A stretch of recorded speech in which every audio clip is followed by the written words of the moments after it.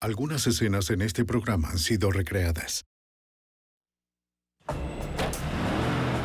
Amy McNeil, de 13 años, tenía toda su vida por delante. Pero cuando la secuestraron camino a la escuela, su futuro corría peligro. La primera llamada que hicieron sus padres aterrorizados fue al FBI. Esperaban que la experiencia combinada de los agentes y la policía local ayudara a ubicar a los secuestradores antes de que le quitaran la vida. ¡Quieto! La evidencia se acumula, no hay sospechosos evidentes.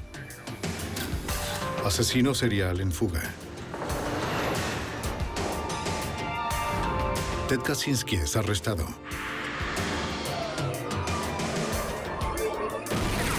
Fugitivo a un prófugo.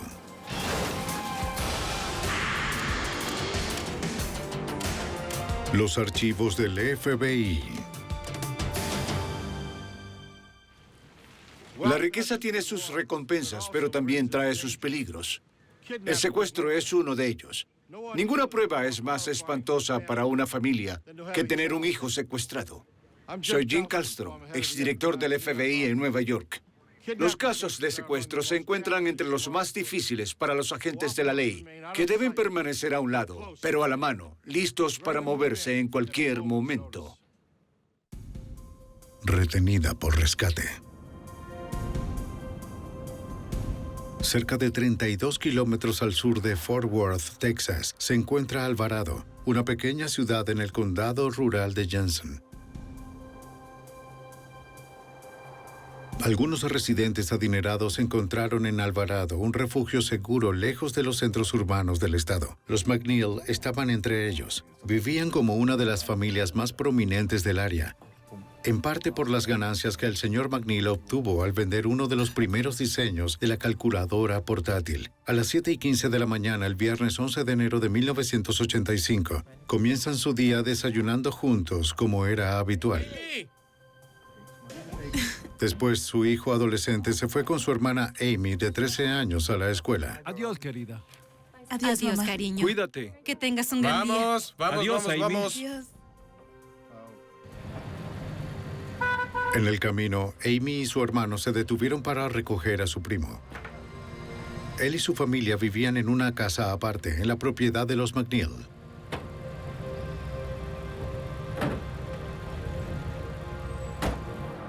Alrededor de las 7:45, por fin estaban camino a clase.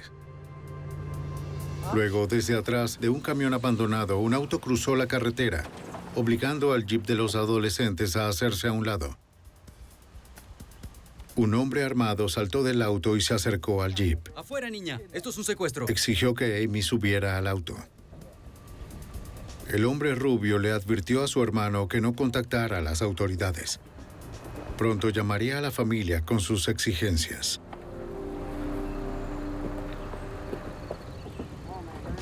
Por instinto, el adolescente intentó salir para ayudar a su hermana. ¡Regresa a casa, muchacho! Pero los secuestradores amenazaron con matarlo a él y a su hermana si intentaba seguirlos. Mientras se iban con la chica de 13 años, los adolescentes no pudieron distinguir la matrícula. En cuestión de segundos, la joven no estaba. Dieron vuelta y corrieron a casa. Estaba conduciendo a la escuela. Los jóvenes les contaron a los McNeil lo que había sucedido y repitieron la advertencia del secuestrador de no contactar a las autoridades. Ellos dicen que la matarán. El señor McNeil ignoró la demanda y llamó a la oficina de campo del FBI cerca de Fort Worth. Con el FBI. El exagente especial del FBI, Clint Brown, veterano con 30 años de experiencia, sabía que cuando ocurre un secuestro, cada segundo cuenta. Hola, habla Clint Brown. Trabajé en muchos casos de secuestro y en ningún caso el sujeto se salió con la suya. El primer objetivo en los casos como este es el regreso seguro de la víctima. Todas las actividades, todas las acciones están orientadas a no hacer algo que ponga en peligro la seguridad de la persona que ha sido secuestrada. La primera tarea del FBI fue instalar una grabadora en el teléfono de la familia. Al grabar la voz del secuestrador, esperaban identificarlo o al lugar del que llamaba. El FBI también informó a la compañía telefónica local que estuviese preparada para rastrear cualquier llamada entrante. Los agentes instruyeron al padre sobre cómo manejar la llamada. Debía insistir a los secuestradores por una prueba de que su hija aún estaba con vida. Puede que la llamada entre hoy. Así que quizá quiera... El hecho de que no llevaran disfraces le preocupaba a la exalguacil del condado de Johnson, Eddie Bucks, quien llamó a los Rangers de Texas momentos después de llegar. Los secuestradores no habían tratado de ocultar quiénes eran, en absoluto. Sencillamente fueron descarados, sin máscara, sin disfraces, nada. Eso significa que no habrá ninguna víctima cerca para decir quiénes son o cómo son. Los matarán. Descubrir las identidades de los secuestradores podría impedir eso. Usando fichas de identificación que incluían cientos de rasgos faciales, los investigadores trabajaron con el hermano y el primo de Amy para armar un retrato del hombre que sostenía la escopeta. Los adolescentes nunca habían visto al hombre de cabello rubio y fibroso. También proporcionaron una descripción del auto de los secuestradores. Al parecer, las personas que participan en esto tienen una capacidad mental cuestionable y limitada. Y muy a menudo presentan, podría decirse, delirios basados en el uso de drogas. Es la necesidad de obtener dinero para cubrir sus hábitos de drogas, lo que los impulsa, y por eso tenemos un fuerte motivo para los secuestros. Y eso, por supuesto, afecta su capacidad de pensar, planear o llevar esto a cabo con éxito. A las 10 de la mañana, más de 2 horas después de secuestrar a Amy, el teléfono al fin sonó. ¿Hola? Era uno de sus secuestradores. Sí.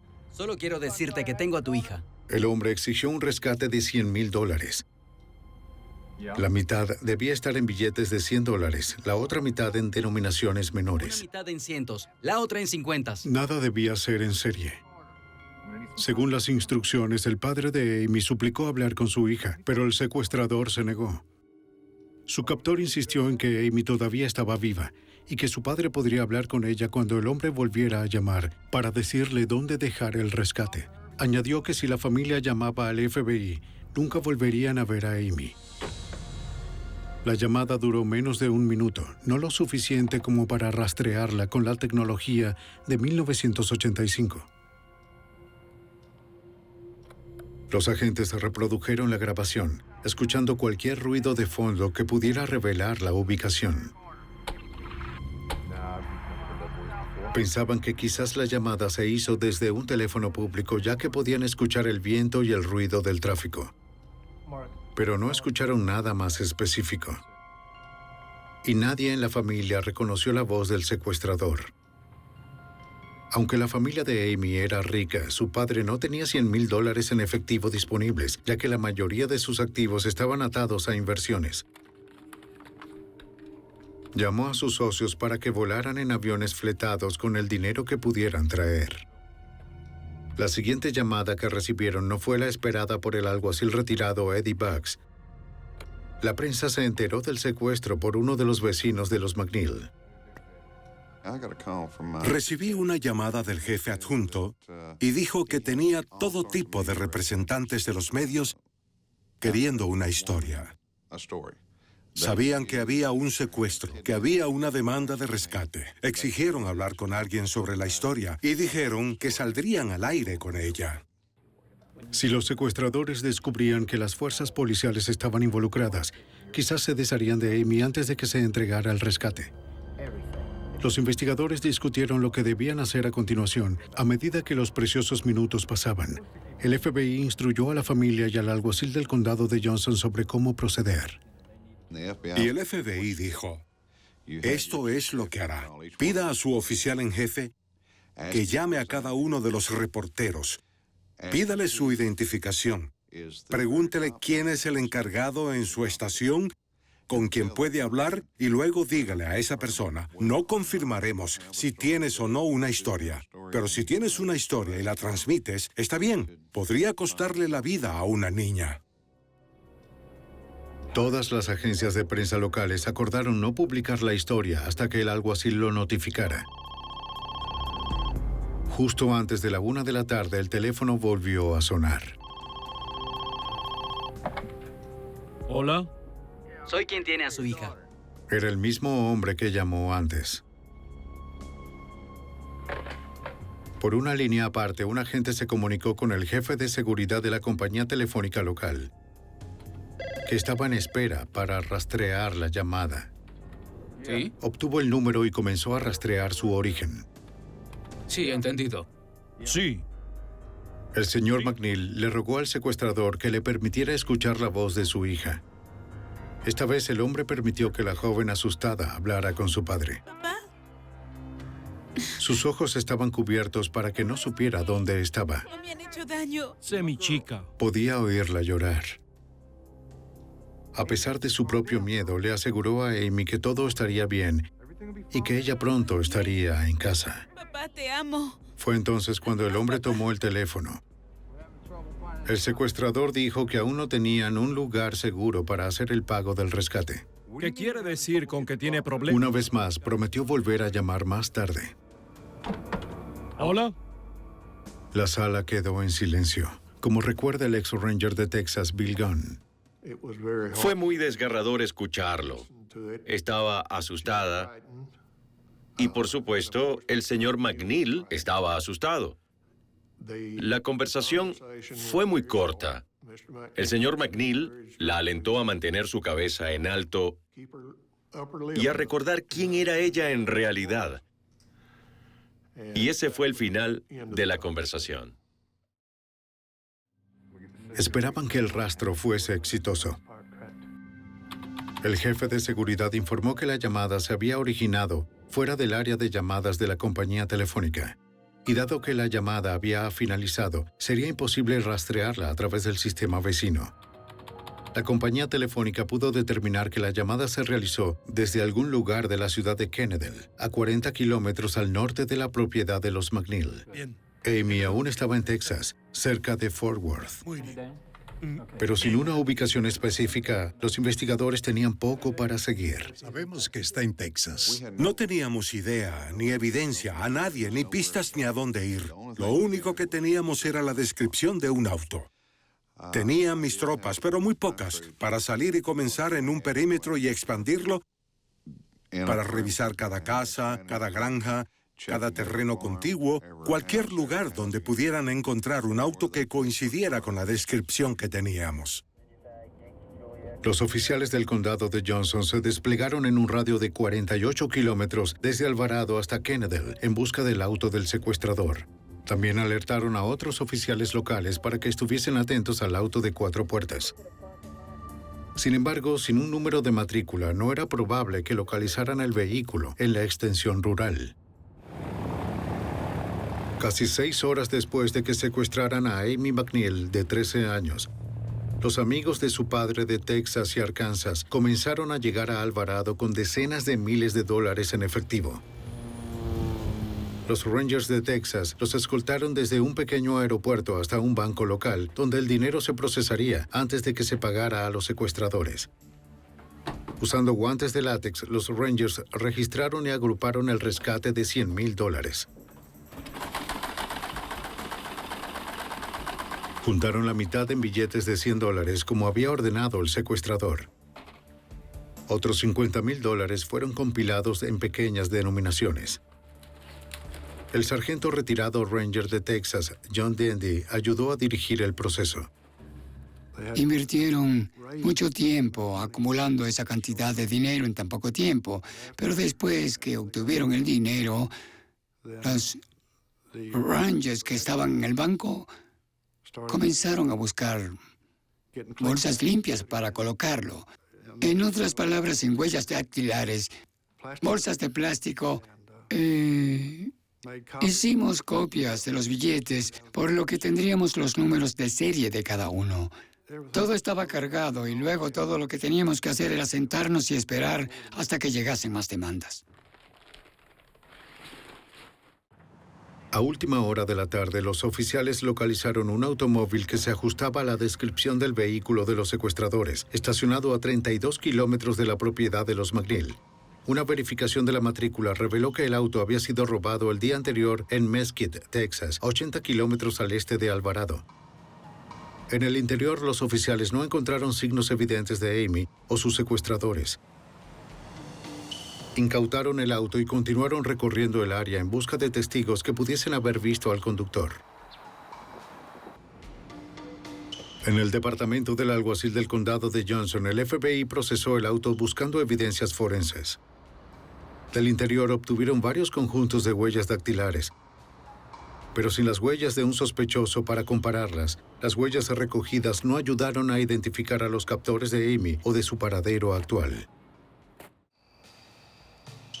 A las 11:30 de la noche, 16 horas después del secuestro de Amy, su familia había recibido 3 llamadas telefónicas más, pero aún no les decían dónde se haría la entrega del rescate.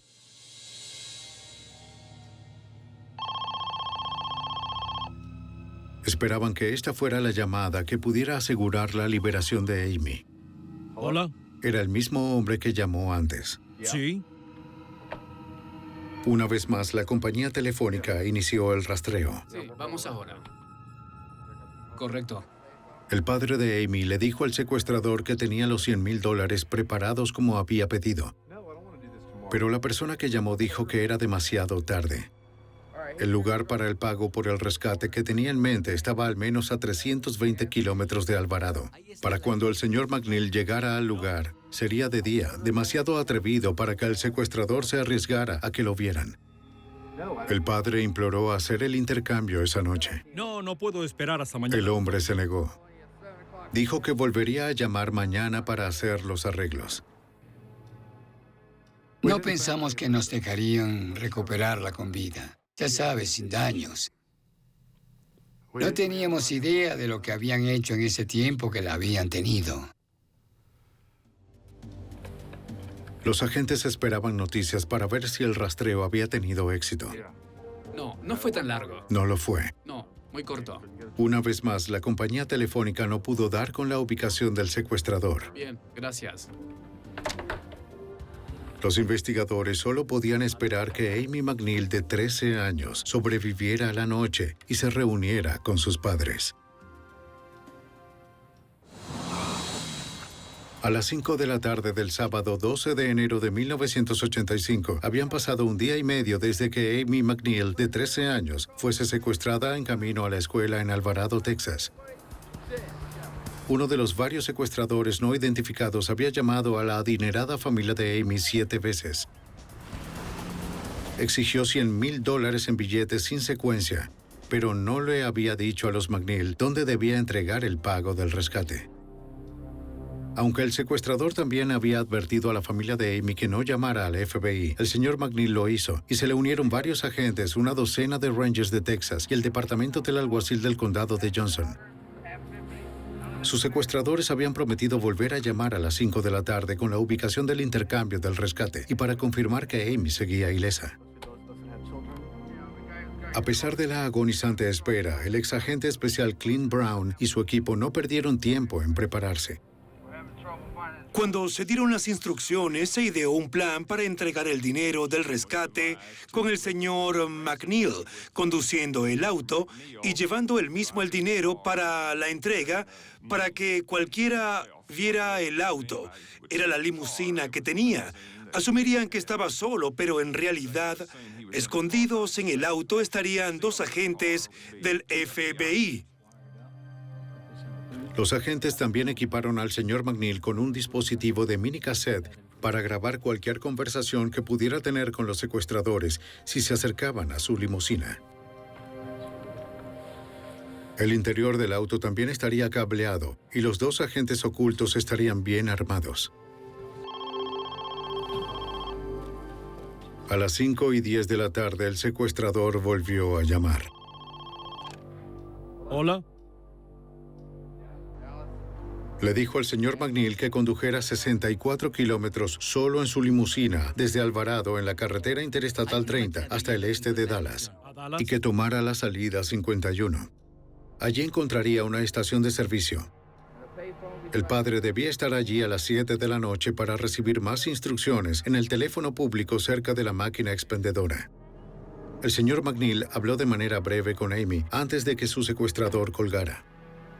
Estaba asustada, pero ilesa. La llamada fue muy breve para ser rastreada. Según lo planeado, un contingente del FBI, los Rangers de Texas y el personal del condado de Johnson seguirían el automóvil de McNeil a distancia. El grupo estaría bien equipado, como recuerda el retirado Ranger de Texas, Bill Gunn. Teníamos todos los activos disponibles. Dispositivos de rastreo, aviones. Teníamos un dispositivo de rastreo en el auto del señor McNeil, de modo que si perdíamos contacto con él en tierra, ambas aeronaves pudieran ubicarlo. El padre de Amy le prometió a su esposa que no regresaría a casa sin su hija. Le pusieron un chaleco y un arma, en caso de que los secuestradores lo atacaran. Los dos agentes con él estarían armados con escopetas y pistolas semiautomáticas. Mira eso. Verificaron sus radios para asegurarse de que pudiesen ser escuchados por el equipo de seguimiento. ¿Están bien allá atrás? Probando 1, probando 2. El agente especial retirado del FBI, Rob Kicklater, fue asignado para viajar en la limusina y asesorar al preocupado padre. Recuerdo que una de nuestras principales instrucciones para él era, por ningún motivo, dejarse tomar como rehén. Y lo hablamos mucho. Entregaría el dinero y luego nosotros nos haríamos cargo de la situación. Trataríamos de realizar el arresto, pero no debía involucrarse de ninguna manera. McNeil logró ir a la estación de servicio en el este de Dallas, a 64 kilómetros de distancia.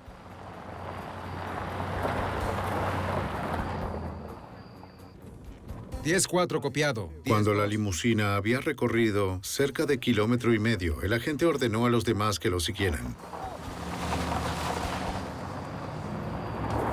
Dado que el secuestrador había especificado una ruta a la estación de servicio de Dallas, el ex sargento Ranger John Dandy y los demás temían que los secuestradores pudieran estar vigilando la limusina mientras viajaba.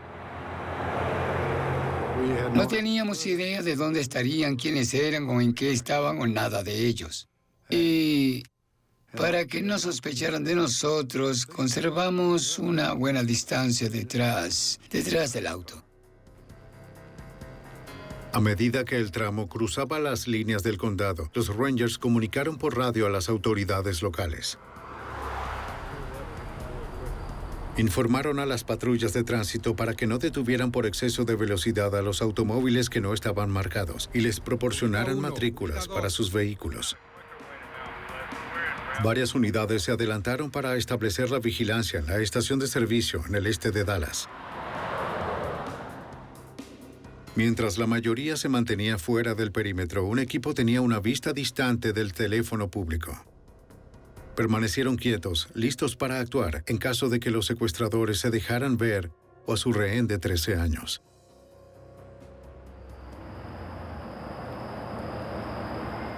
Los agentes informaron que la limusina acababa de llegar a la salida 51. El teléfono comenzó a sonar a las 7 de la noche en punto cuando el padre de Amy entró en la estación de servicio. Hola. De acuerdo. Fue la octava llamada que recibió de los secuestradores de su hija en las últimas 34 horas. El hombre no le dio al padre las noticias que esperaba. Le dijo al señor McNeil que tomara la carretera interestatal 20 este hacia Tyler, Texas, a casi 160 kilómetros de Dallas. En la salida 69, encontraría otra estación de servicio, donde recibiría otra llamada a las 9:20 de la noche en el teléfono público de afuera. Para el agente especial retirado Clint Brown, era difícil predecir qué estaban planeando los secuestradores de Amy. Podríamos decir que los secuestradores no estaban muy bien organizados porque parecían algo incómodos, confundidos. Algunos de sus planes parecían cambiar.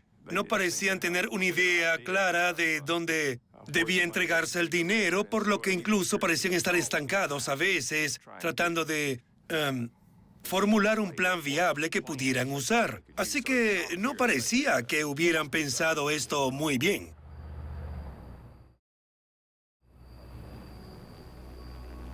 En la segunda estación de servicio en Tyler, el padre de Amy fue dirigido a conducir a una tercera en Longview, 64 kilómetros más al este, a las 11 de la noche. Desde allí se le ordenó conducir 60 millas más al norte, a una cuarta estación de servicio en Monte Pleasant, Texas. A la medianoche en punto recibiría otra llamada en el teléfono público de afuera.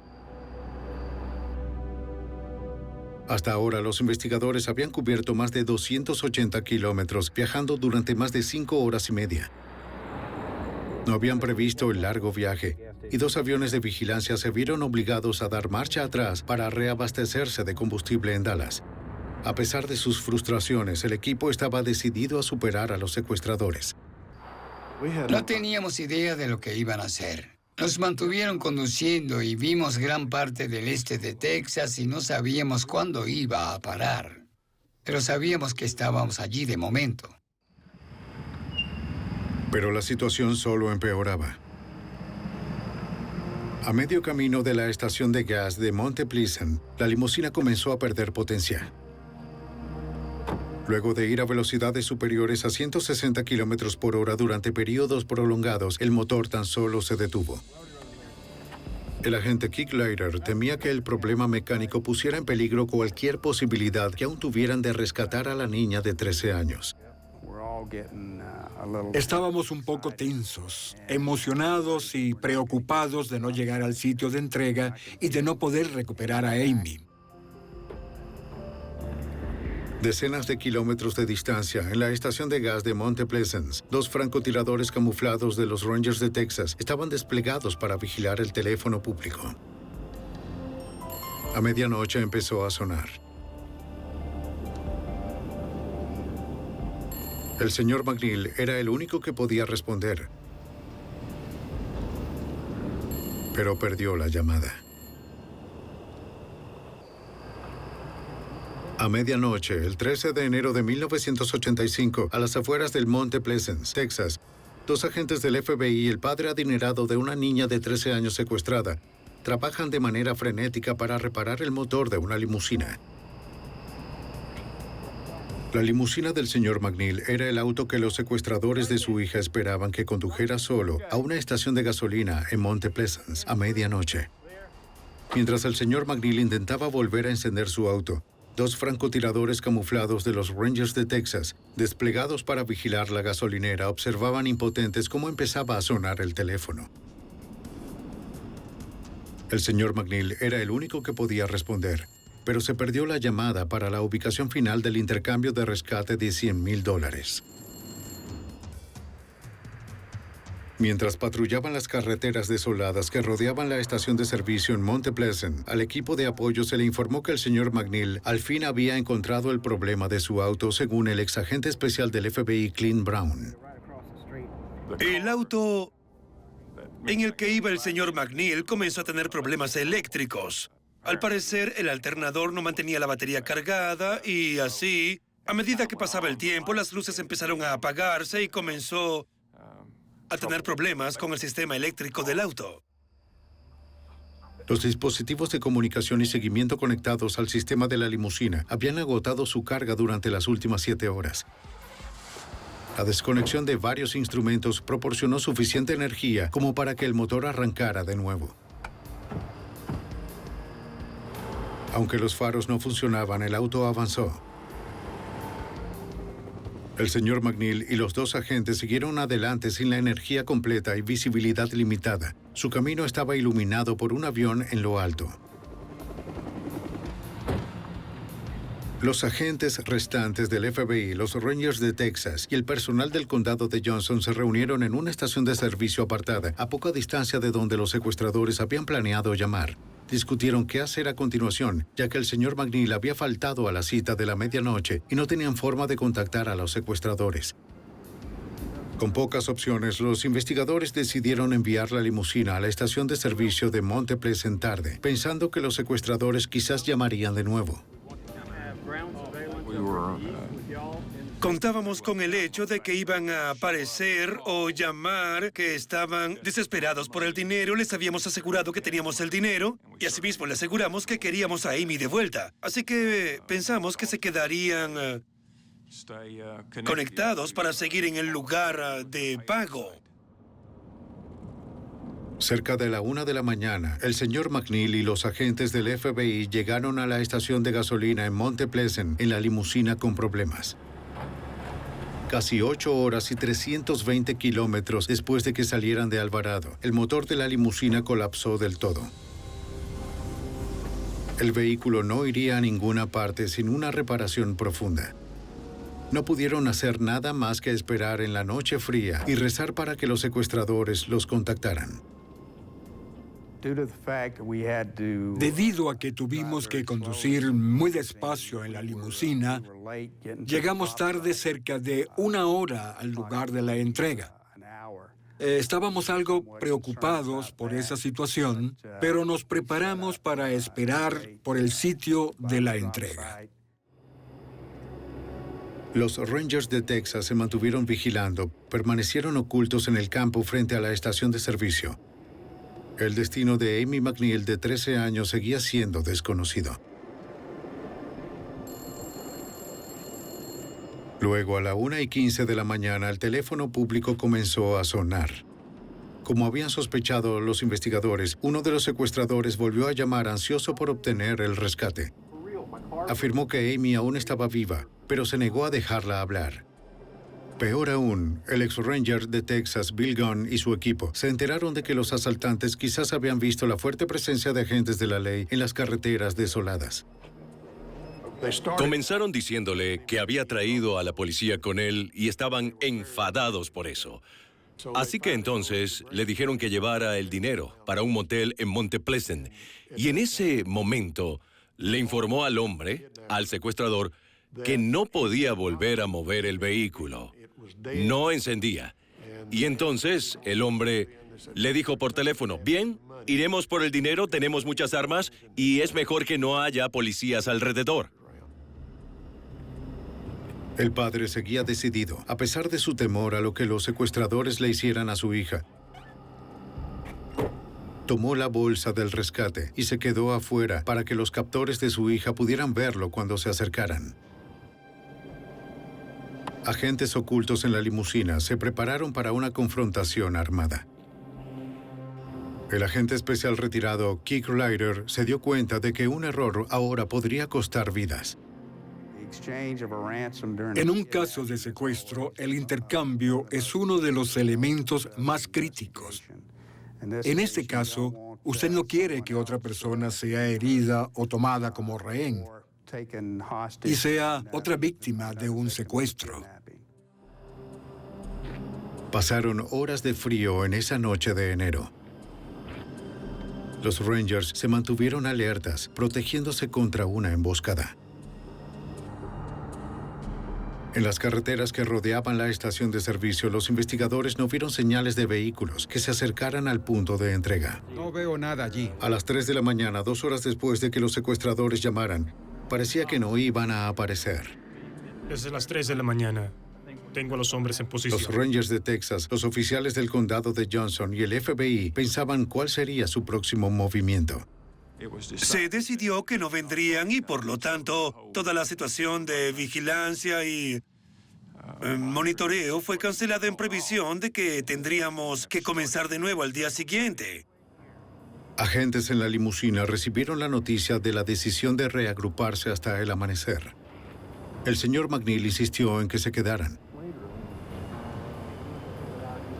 Pero los investigadores lo convencieron de que en ese momento no había nada más que hacer por su hija. El señor McNeil estaba molesto por pasar una noche más sin una resolución para recuperar a su hija. Había hecho todo lo que habían dicho que hiciera, así que fue una gran decepción. Vino un auto para recoger a McNeil y los agentes.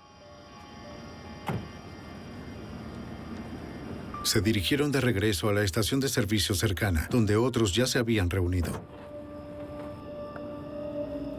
Los 2 Rangers ocultos en el campo durante las últimas 3 horas se movieron hacia la calle, donde el alguacil iba a reunirse con ellos en una camioneta separada. Cuando se acercaron, un vehículo no identificado se cruzó en su posición. Estaba lleno de un grupo de hombres y una joven y se dirigían hacia la autopista interestatal. Informo que el Buick va dirección hacia el sur. Los Rangers pidieron unidades mientras observaban a los que parecían ser los secuestradores que se apresuraban hacia la fría noche de Texas. A las 3:45 del 13 de enero de 1985, 2 Rangers de Texas creyeron haber visto a los secuestradores de Amy McNeil, de 13 años, huyendo del punto de rescate en Monte Pleasant, Texas. Copiado, copiado. Alertaron a todas las unidades disponibles en la zona.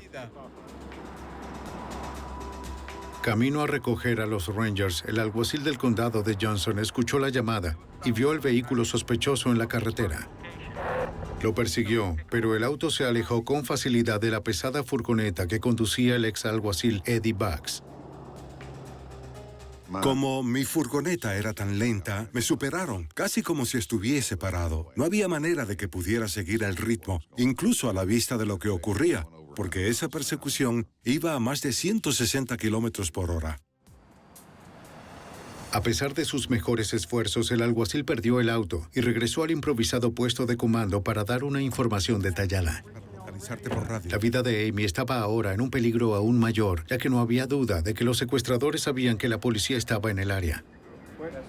Entonces llegó una llamada del avión que quedaba. Tenemos a alguien por la carretera interestatal. El piloto había visto el vehículo y los investigadores que aún estaban en la carretera habían reanudado la persecución. El ex-ranger de Texas, Bill Gunn, recuerda que los sospechosos aceleraron hacia el oeste en la carretera interestatal 30. Para ese entonces, el resto de nosotros nos habíamos involucrado y perseguíamos el vehículo. Y continuamos a toda prisa en la interestatal 30, en una dirección que iba hacia Dallas y hacia una pequeña comunidad en otro condado. 10 minutos más tarde, los Rangers de Texas, los oficiales del alguacil y el FBI se unen a la persecución. Los sospechosos se negaron a frenar. Cuando el líder Ranger comenzó a acercarse, fue atacado. Una escopeta y una pistola lanzaron rondas contra su auto. Mientras se preparaba para devolver el fuego, vislumbró a 2 niñas en el asiento trasero. Una era la joven Amy McNeil, a la que obligaban a estar en la ventana trasera. Las personas responsables de esto comenzaron a dispararles por las ventanas traseras a cada lado del Buick. Ellos empujaron a Amy al cristal trasero donde la pudiera ver y, por supuesto, no podíamos devolver los disparos. La carretera interestatal se redujo a un solo carril, pero los sospechosos no bajaron la velocidad. Los disparos golpearon la parrilla del auto. Las balas perforaron el carburador, obligando al Ranger a detenerse.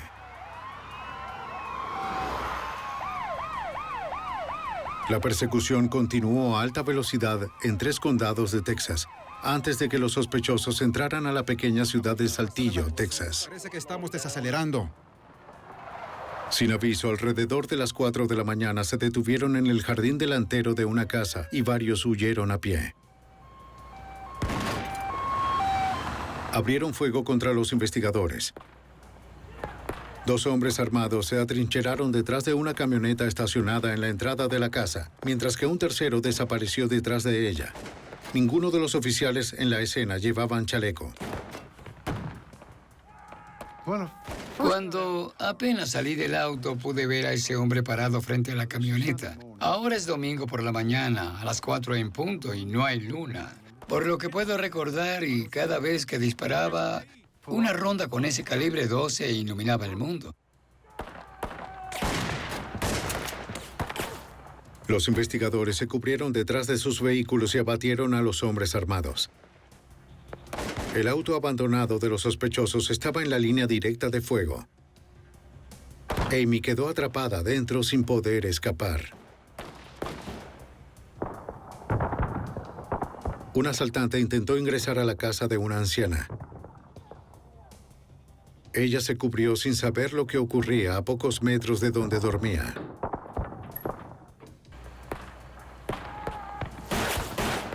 A medida que el tiroteo continuaba, los investigadores sabían que tenían que llegar a Amy McNeil antes de que fuera demasiado tarde.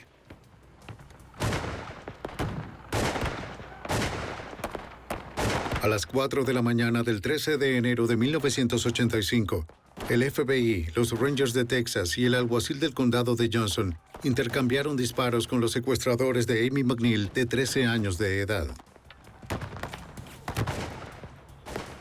Luego de permanecer retenida por casi 2 días, Amy permaneció atrapada dentro del vehículo de sus captores con una asaltante en el jardín delantero de una granja en Saltillo, Texas.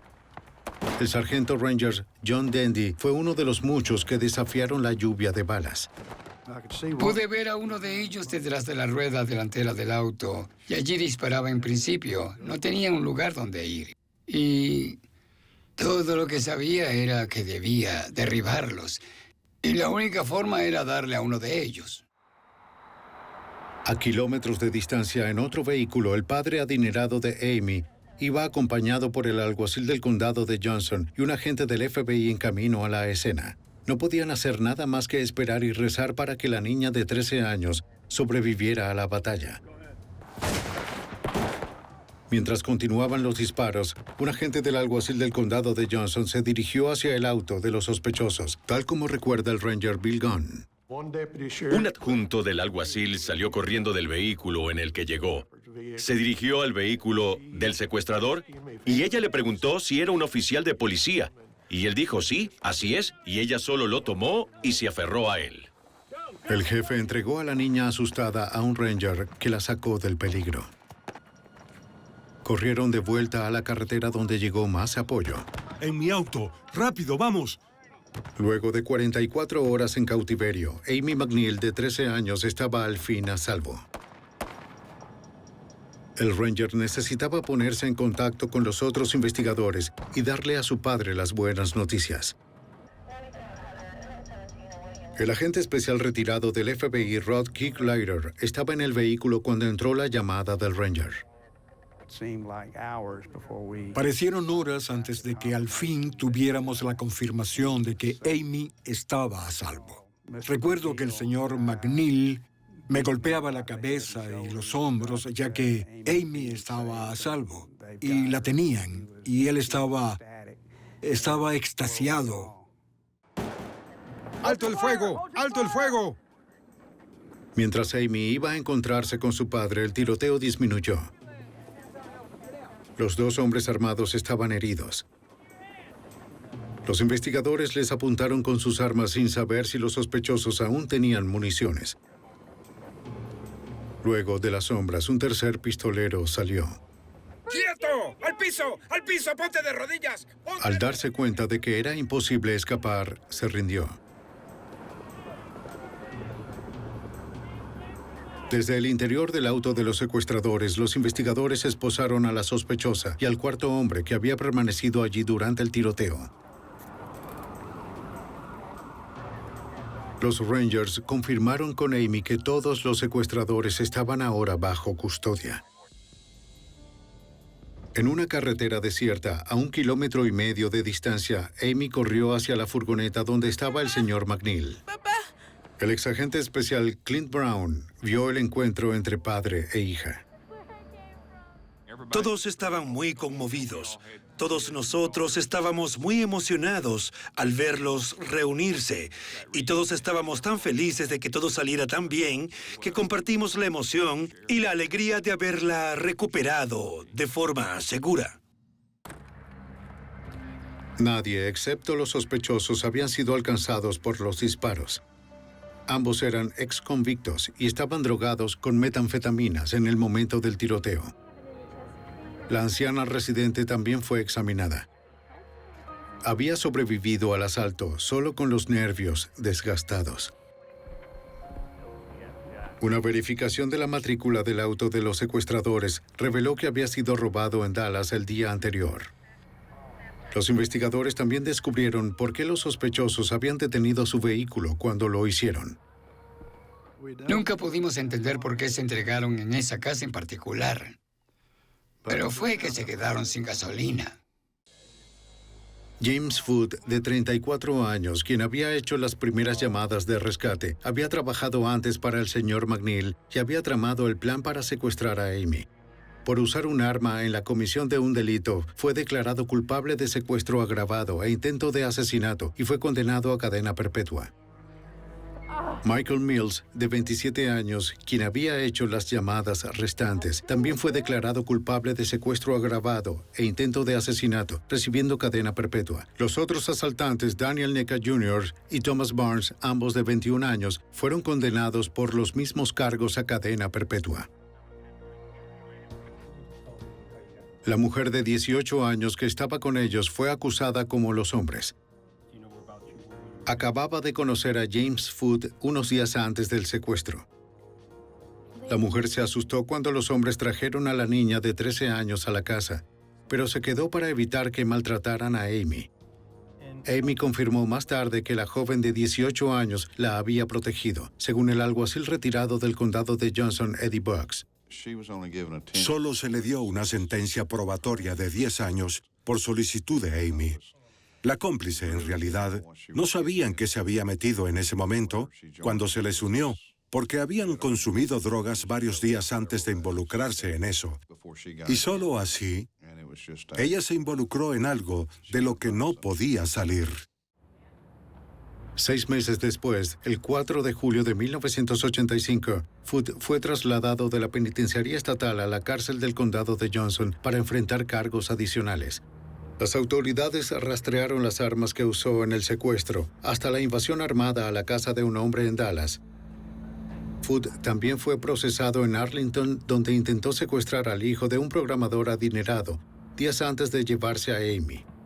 Afuera, en el aplastante verano de Texas, el guardia de la prisión accedió a buscar una manguera para refrescar a los internos. Cuando se fue, Foote trepó por la cerca de 2,5 metros. Pasó bajo el alambre de púas. Segundos después, el secuestrador desapareció en los bosques cercanos. Esa noche, el alguacil del condado de Johnson se enfrentó a la difícil tarea de informar al señor McNeil que el secuestrador de su hija había escapado. Nadie sabía hacia dónde. Los oficiales estarían ubicados fuera de la casa de McNeil mientras Foote estuviese en libertad, temiendo que el convicto pudiese buscar venganza contra la familia. El señor McNeil ofreció de inmediato una recompensa por cualquier información que condujera a la captura de Foote. Unos días después, una llamada al alguacil Bucks parecía prometedora. James Foote tenía un primo que vivía cerca de París, en Texas. Él nos llamó y dijo que sabía dónde estaba y que había hecho contacto con él. Y ese primo también tenía cargos penales pendientes y que estaba muy dispuesto a hacer un trato con nosotros. Bien, chicos, vamos en... Foote se ocultaba en la casa del primo en París, Texas, a 273 kilómetros al noroeste de la prisión. Los oficiales del condado de Johnson se prepararon para el asalto a la vivienda de un solo piso. Se prepararon para otra confrontación armada. Según lo acordado, el primo se aseguró de que Foote estuviera en la casa para que se hiciera el arresto. Oficial del alguacil, quieto, levanta las Esta manos. vez no hubo tiroteo. Los oficiales del alguacil capturaron a Foote sin incidentes. Fue devuelto a la prisión donde Foote pasará el resto de su vida.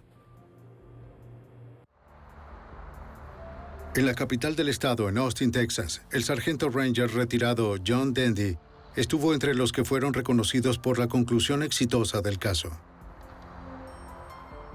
Ir a Austin, hablar con el gobernador, recibir una recomendación. El hecho de saber que tuve algo que ver con salvar la vida de esta hermosa niña valía más que cualquier otra cosa que ellos pudieran hacer. Eso hizo que todo valiera la pena.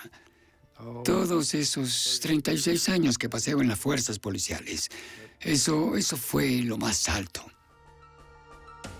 Debido a que las fuerzas policiales respondieron con rapidez y no cedieron, Amy McNeil se reunió con su familia y amigos, agradecida con los oficiales y agentes que respondieron a la llamada.